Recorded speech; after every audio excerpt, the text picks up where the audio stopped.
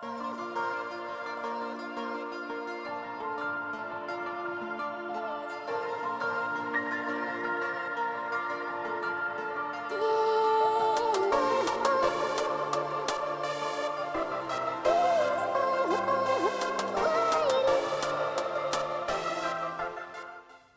à tous et bienvenue sur la chaîne YouTube de l'église Le Phare à Pau. Alors c'est vrai que l'heure est au déconfinement, mais ça ne concerne pas encore les églises. On va certainement se retrouver encore plusieurs semaines comme cela sur Internet. En attendant, je vais tout de suite vous laisser avec Stéphanie pour la louange et le message sera apporté par le pasteur Floris. À tout à l'heure.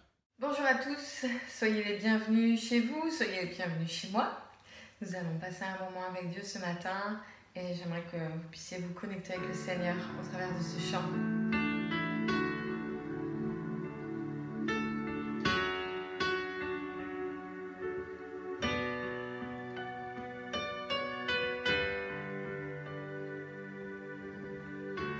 Ta grâce infinie remplit ma vie. Oui, je crois en ta parole, je t'attendrai, approche-toi, Saint-Esprit, renouvelle-moi, je me prosternerai, je me prosternerai. Et je t'adorerai.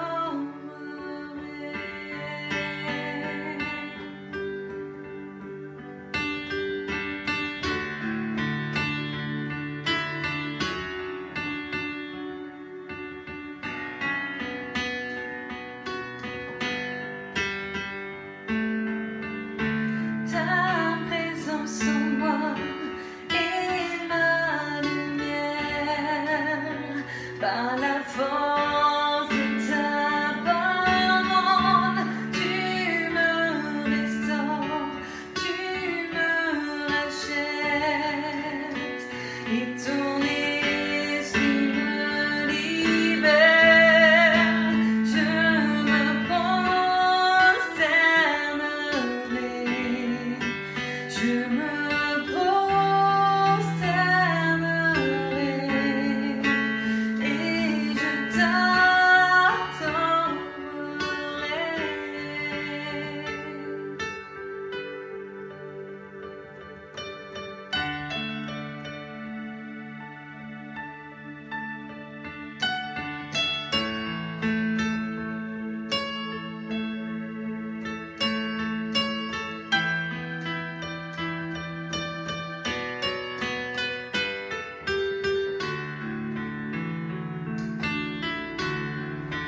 Tu as choisi de tout donner en offrant ta vie sur cette croix.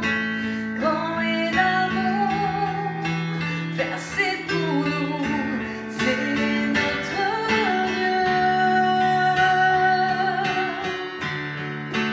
Ressuscité, on est toujours tu es glorifié, roi serviteur, sauveur du monde, c'est notre Dieu. Tu as choisi de tout donner en offrant ta vie sur cette croix. Grand est l'amour versé pour nous, c'est notre Dieu. Ressuscité, haut élevé, pour toujours tu es glorifié, roi serviteur, sauveur du monde, c'est notre Dieu.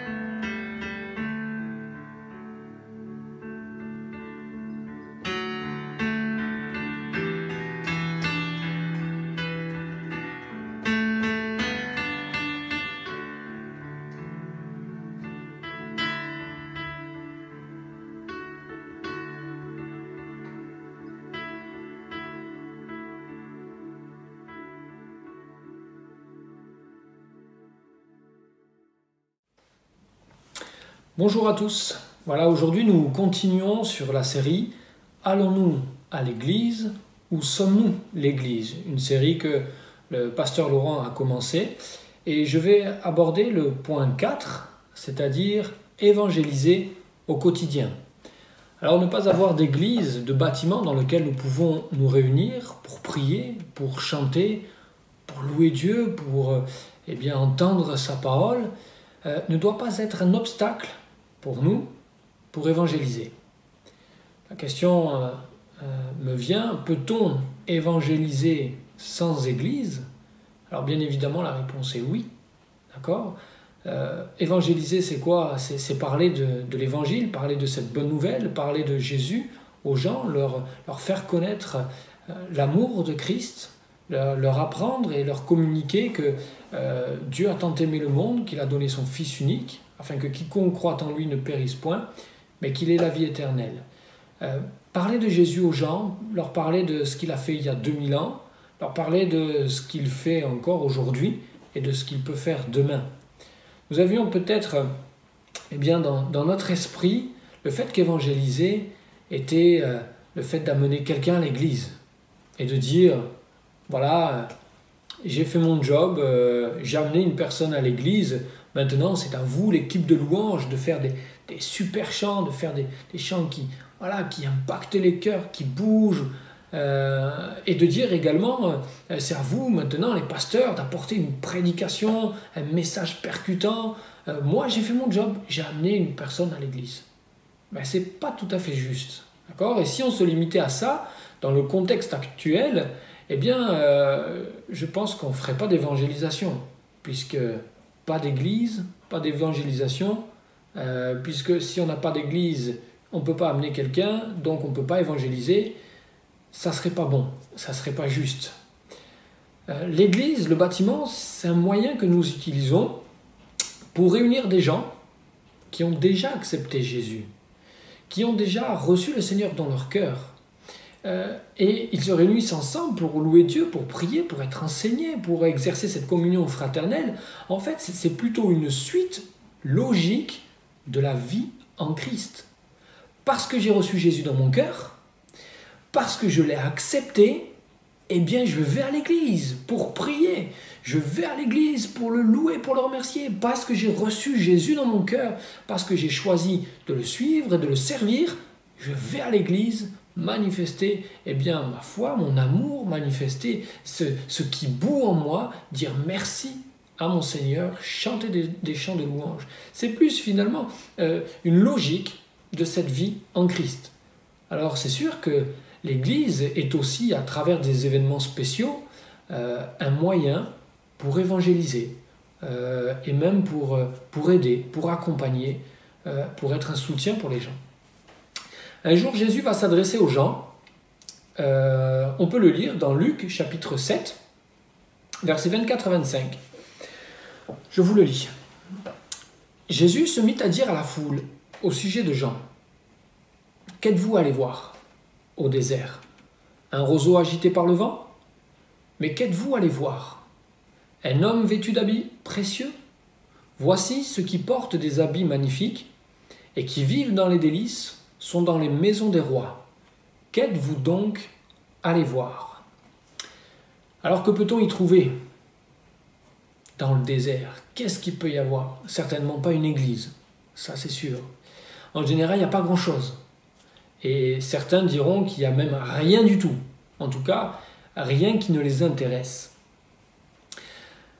Et pourtant, c'est de là que va sortir un homme, Jean. La Bible nous dit dans Luc chapitre 1, verset 80, que l'enfant croissait, qu'il grandissait, il se fortifiait en esprit, et il demeura dans les déserts jusqu'au jour où il se présenta devant Israël. Alors Jésus continuera au verset 26-27 de Luc chapitre 7, et il leur pose encore cette question, « Qu'êtes-vous donc allés voir? Un prophète? Oui, vous dis-je, et bien plus qu'un prophète, c'est celui dont il est écrit, « Voici, j'envoie mon messager devant ta face pour préparer ton chemin devant toi. » Alors cet homme, il se nourrissait de sauterelles et de miel sauvage, et ses vêtements étaient en poil de chameau. Rien d'attirant, rien de tape à l'œil. Au contraire, on n'était pas forcément attiré par sa vie, par ce qu'il était. Contrairement peut-être aux habits des rois ou même des chefs religieux. Et malgré tout, il va apporter un message bien plus percutant qu'eux. Alors, comment faire ressortir quelque chose d'important ? Comment on pourrait se débrouiller pour valoriser quelque chose qui est pour nous important ? Je pense que pour faire ces choses-là, on va essayer de tout mettre en place pour le mettre au premier plan. Voilà, quand il y a quelque chose qui pour nous, nous plaît ou c'est toute notre vie, on va essayer de le mettre en valeur, de le mettre au premier plan. Je vais vous montrer 2 photos. Alors, voici la première photo. On voit une table et sur cette table, il y a tout un tas de choses. D'accord ? Il y a plusieurs objets, il y a plusieurs choses qui sont là, différentes. Des choses plus ou moins intéressantes, plus ou moins utiles. Et il y en a une quand même qui est indispensable. Et je vous montre la deuxième image. Sur cette deuxième image, alors là, c'est plus simple, d'accord ? Tout est dégagé. On voit clairement qu'il y a la Bible qui est là. Et il y a aussi une petite corbeille de fruits là. Ok. Mais dans la première image, je ne sais pas si vous vous êtes aperçu, la Bible est au même endroit. Elle est au même endroit, mais on a des difficultés à la voir parce qu'il y a tout un tas de choses qui sont là autour et qui nous empêchent de nous concentrer finalement sur ce qu'il y a d'important. Dans le désert, il n'y a pas grand-chose, mais il y a Jean qui a un message important à communiquer. Et si les gens vont voir Jean, c'est pour entendre son message. Voilà ce qui les attire en fait. Dans la simplicité, Jean va faire ressortir ce qu'il y a de plus grand, ce qu'il y a de valeur, à savoir Jésus-Christ. Dans cette simplicité, les gens sont attirés simplement par le message de l'Évangile, par Jésus-Christ, par ce que Jean va communiquer. On peut le lire dans le chapitre Luc, chapitre 3, verset 16. « Moi je vous baptise d'eau, mais il vient celui qui est plus puissant que moi, et je ne suis pas digne de délier la courroie de ses souliers. Lui, il vous baptisera du Saint-Esprit et de feu. » Le message de Jean interpelle. L'Évangile interpelle. Des foules entières s'approchaient de Jean pour entendre ce qu'il avait à dire. Repentez-vous, agissez avec droiture, contentez-vous de votre salaire, aidez votre prochain. Il faut du courage pour parler ainsi. Il ne faut pas être timide, il faut y aller pour dire aux gens, voilà ce que vous devez faire, comment vous devez vous comporter. Et puis avoir des paroles qui aussi donnent envie. D'accord ? Alors comment il faisait ? Tout simplement, il s'était mis à part. Il s'est mis à part. Il avait choisi délibérément de se consacrer à l'essentiel pour être à l'écoute de Dieu. Jean s'était mis à part et il avait choisi de vivre dans cette simplicité pour entendre ce que le Seigneur lui dirait et pour communiquer un message qui donne la vie, un message qui apporte la paix, la joie, pour communiquer ces choses-là aux gens. Vous avez vous aussi, en tant que chrétien, un rôle à jouer dans l'annonce de l'Évangile. On ne doit pas se comporter... on ne doit pas compter seulement sur un bâtiment. D'accord ? Pour que nos amis ou nos voisins puissent entendre l'Évangile. Jean n'avait rien de tout ça, lui. Et on ne doit pas se décharger non plus sur les autres. Que ce soit sur un bâtiment ou que ce soit sur les gens, on ne doit pas se décharger de cette responsabilité. D'accord ? En tant que chrétien, on doit prendre sur nous, on doit se préparer et on doit se lancer. On doit partager cette bonne nouvelle, partager l'Évangile aux gens et ne pas s'appuyer simplement sur un bâtiment ou sur d'autres personnes en disant voilà, j'ai apporté quelqu'un, maintenant c'est à vous de faire. Ok ? Alors comment faire ? Comment faire pour agir eh bien, avec ce feu, avec cette ferveur, comme Jean le faisait. On pourrait dire presque toute sa vie, il s'était préparé pour annoncer la venue de Jésus. Comment faire, nous, pour pouvoir essayer d'agir de la même façon?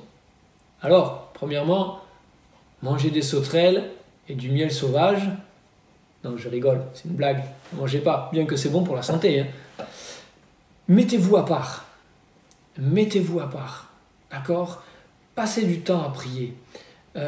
Remplissez vos jarres. Remplissez vos jarres d'eau. Remplissez vos cœurs de la parole de Dieu. C'est ça. Remplissez vos jarres à ras-bord. Remplissez votre cœur de la parole de Dieu. Mais ça ne suffit pas. Parce que lire pour lire, ça n'a aucun sens. Remplir les jarres juste pour les remplir, ça n'apporte rien. Il faut demander au Seigneur d'intervenir. C'est-à-dire au moment où nous allons apporter cette eau aux autres, demander à Jésus qu'il opère un miracle, qu'il change cette eau qui est bonne mais qui n'a pas de goût, pas de saveur, qu'il change cette eau en quelque chose d'extraordinaire, qu'il change cette eau en vin, c'est-à-dire avec quelque chose qui a du goût, qui a de la saveur.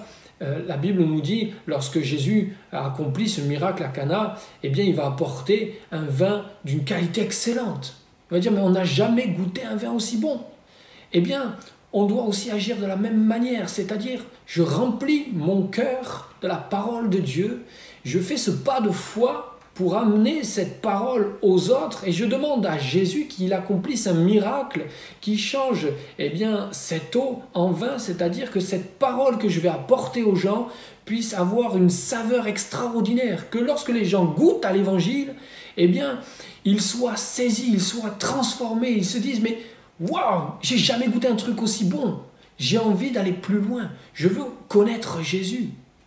On doit prier, on doit consacrer du temps à la prière pour nos amis, notre famille. On doit aussi rechercher vraiment des temps d'intimité avec le Seigneur, se mettre à l'écart, rechercher ces choses-là, se dégager un petit peu de tout ce qui peut être superflu pour faire place à l'essentiel, place au nécessaire qui est la parole de Dieu, afin que nous puissions aussi devenir des hommes et des femmes qui annoncent l'évangile, qui partagent cette bonne nouvelle. Luc chapitre 10, verset 1er, la Bible nous dit que Jésus désigna encore 70 autres disciples et il les envoya 2 à 2 devant lui dans toutes les villes et dans tous les lieux où lui-même allait. Verset 3, il leur dit « Partez, voici je vous envoie comme des agneaux au milieu des loups, ne portez ni bourse, ni sac, ni souliers, et ne saluez personne en chemin. » Encore une fois, Jésus nous montre que nous pouvons compter sur lui, même sur les choses essentielles, les choses nécessaires de la vie quotidienne. Il va leur dire, ne prenez pas de bourse, pas de sac, pas d'Air Max, pas de chaussures, d'accord ? Dieu va pourvoir à nos besoins. Il nous dit simplement, allez annoncer l'évangile. Allez préparer le terrain. Allez rencontrer les gens et dites que Jésus est là. Jésus arrive. Jésus est présent. Allez, faites ces choses-là. Et vous inquiétez pas même des choses qui sont nécessaires parce que je pourvoirai à vos besoins. Je vous aiderai. Vous ne manquerez de rien. Et il nous montre que vraiment, il est à nos côtés.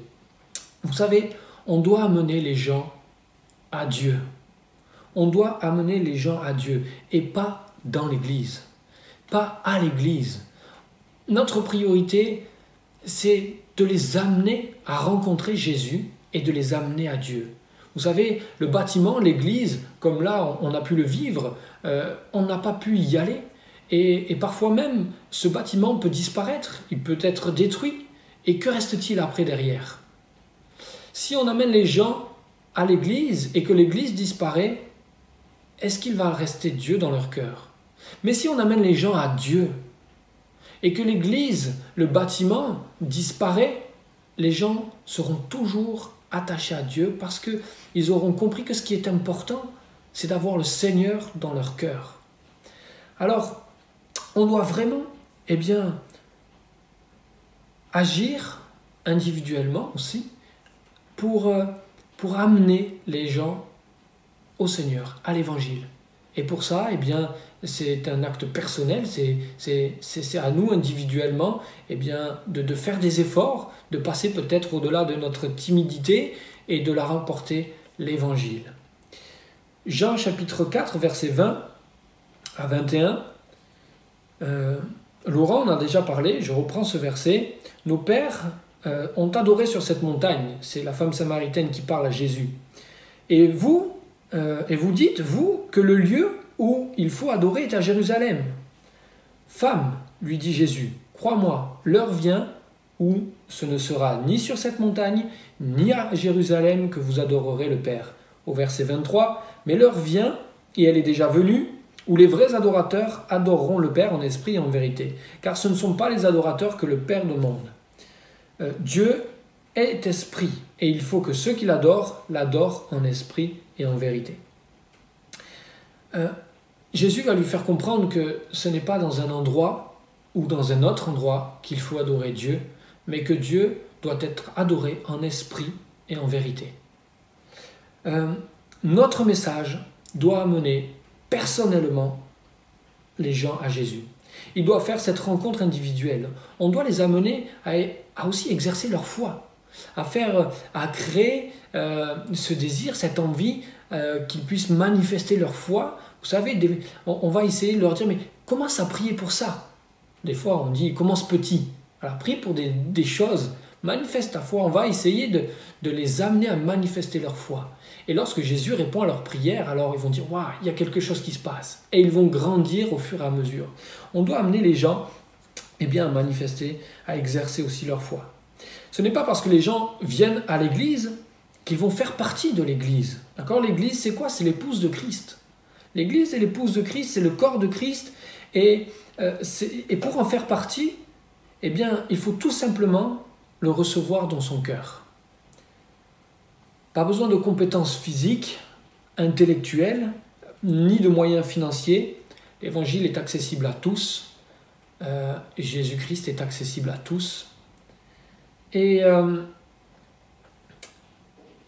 c'est pas parce qu'on va à l'église qu'on fait partie du corps de Christ.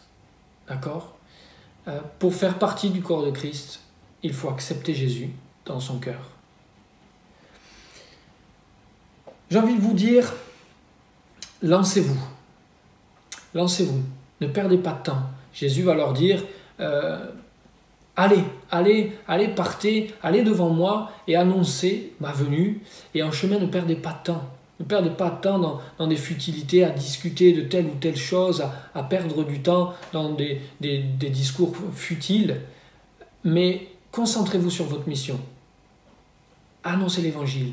Parce que viendra un temps où moi je vais arriver, où Jésus va arriver, et si on n'a pas annoncé l'évangile, certains ne seront peut-être pas, n'auront peut-être pas entendu ou n'auront peut-être pas eu de chance pour pouvoir se tourner vers le Seigneur à temps.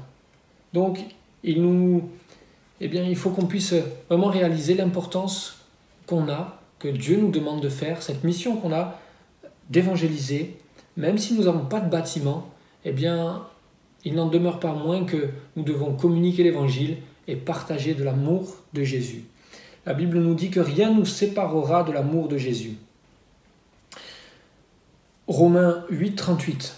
Car j'ai l'assurance que ni la mort, ni la vie, ni les anges, ni les dominations, ni les choses présentes, ni les choses à venir, ni les puissances, ni la hauteur, ni la profondeur, ni aucune autre créature ne pourra nous séparer de l'amour de Dieu manifesté en Jésus-Christ, notre Seigneur. Les gens doivent savoir que seul Christ nous aime et nous aime parfaitement. Et ce que Jésus veut, c'est que tous parviennent au salut, à la vie éternelle. 1 Timothée 2, versets 1 à 6. J'exhorte donc, avant toute chose, à faire des prières, des supplications, des requêtes, des actions de grâce pour tous les hommes. Pour tous les hommes. Pour les rois et pour tous ceux qui sont élevés en dignité, afin que nous menions une vie paisible et tranquille, en toute piété et honnêteté. Cela est bon et agréable devant Dieu notre Sauveur, qui veut que tous les hommes soient sauvés et parviennent à la connaissance de la vérité. Car il y a un seul Dieu, et aussi un seul médiateur entre Dieu et les hommes, Jésus-Christ, homme, qui s'est donné lui-même en rançon pour tous. Nous aimons notre Église, et elle nous manque. Aujourd'hui, on ne peut pas y aller, on ne peut pas se retrouver, elle nous manque et il nous tarde le prochain dimanche de pouvoir se réunir, de pouvoir se retrouver. Il nous tarde de ce dimanche qui arrivera, on ne sait pas encore quand, mais de pouvoir se retrouver et de louer, de chanter, de prier, de remercier Dieu, d'être dans cette communion fraternelle. Oui, il nous tarde de ces choses-là, nous aimons notre Église, mais le fait de ne pas avoir accès à ce bâtiment, le fait de ne pas pouvoir y aller ne doit pas être un obstacle pour nous pour évangéliser. On a une responsabilité, vous avez une responsabilité en tant que chrétien, d'amener les gens à Dieu, d'amener les gens à Jésus-Christ, de les conduire à Jésus. Alors prenez courage, soyez animés par le Saint-Esprit. Préparez-vous chaque jour dans la prière. Mettez le superflu de côté, d'accord? Et semez l'évangile. Semez l'évangile. Les gens ont besoin de Jésus. L'évangile est une source de vie, et si une personne reçoit Jésus dans son cœur, elle reçoit ce qu'il y a de plus important sur terre. Elle reçoit ce qu'il y a de plus important. Nous ne sommes pas là pour convaincre les gens, mais pour témoigner. Voilà, alors témoignons de Jésus, témoignons de son amour, témoignons de ce qu'il est capable de faire. Il est le seul qui peut transformer les cœurs et changer les vies. Et c'est à nous de partager ces choses-là. Voilà, que Dieu vous aide et que Dieu vous encourage. Je vais prier et je vais demander au Seigneur qu'il puisse nous donner les capacités de pouvoir annoncer cette bonne nouvelle, de pouvoir diffuser les choses et qu'il change cette eau en vin, que les gens, lorsqu'ils goûtent cette eau transformée en vin, ils puissent goûter à ce qu'il y a d'excellent, c'est-à-dire Jésus-Christ. Amen. Seigneur, je veux te remercier pour ta parole, je veux te remercier parce que tu es celui qui est essentiel pour nos vies, tu es celui qui est indispensable et nous avons besoin de toi, nous avons besoin de ta grâce, besoin de ton amour, besoin de ton pardon. Seigneur, nous avons découvert ces choses-là auprès de toi. Lorsqu'on a accepté Jésus, on a découvert, Seigneur, cet amour dans notre cœur. Merci Jésus de nous aider à communiquer cet évangile, cette bonne nouvelle. Merci de nous aider à diffuser cette parole, cette source de vie. Nous voulons être des serviteurs, des messagers. Tu nous envoies, c'est vrai, au milieu, Seigneur, des loups et tu nous envoies pour annoncer cette bonne nouvelle. Nous savons que toi, tu nous accompagnes, que tu pourvois nos besoins en toutes choses, même dans les choses nécessaires. Tu es là, tu es présente.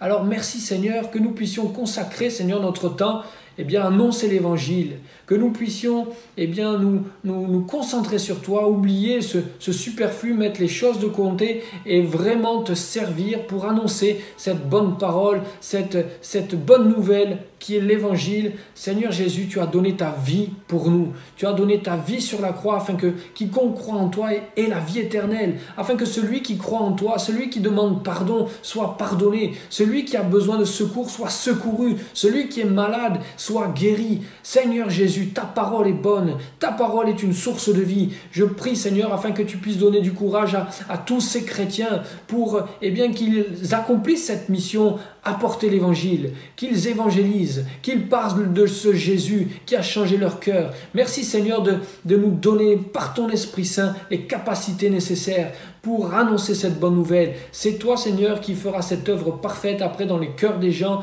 qui les accompagnera, qui les bénira. Je prie pour toutes ces personnes qui qui entendront aussi ce message et qui puissent aller chercher plus loin dans ta parole, découvrir ce Jésus dont on parle, celui qui est capable de changer les vies. Oui, il n'y a que toi qui peux transformer un cœur, alors que tout peut être noirci, tout peut être sans issue. Toi, tu es celui qui apporte une solution à chacun de nos problèmes. Alors je prie afin que tu puisses toucher les cœurs encore aujourd'hui. Sois béni, Seigneur. Merci pour tout. Amen. Amen. Voilà, je vous dis à bientôt et je vous souhaite bon courage, prenez courage, soyez fervents, voilà, ayez ce feu en vous, ne soyez pas timides, lancez-vous et vous verrez que le Seigneur va accomplir des miracles, il va se servir de vous si vous vous rendez disponible, prenez du temps, préparez-vous comme Jean s'est préparé, faites la même chose et que Dieu vous bénisse. Voilà, je vous dis à une prochaine fois et bonne semaine à vous. Merci à Stéphanie et merci à Floris. J'espère que ces moments vous ont plu. Vous avez passé des bons moments dans la présence du Seigneur.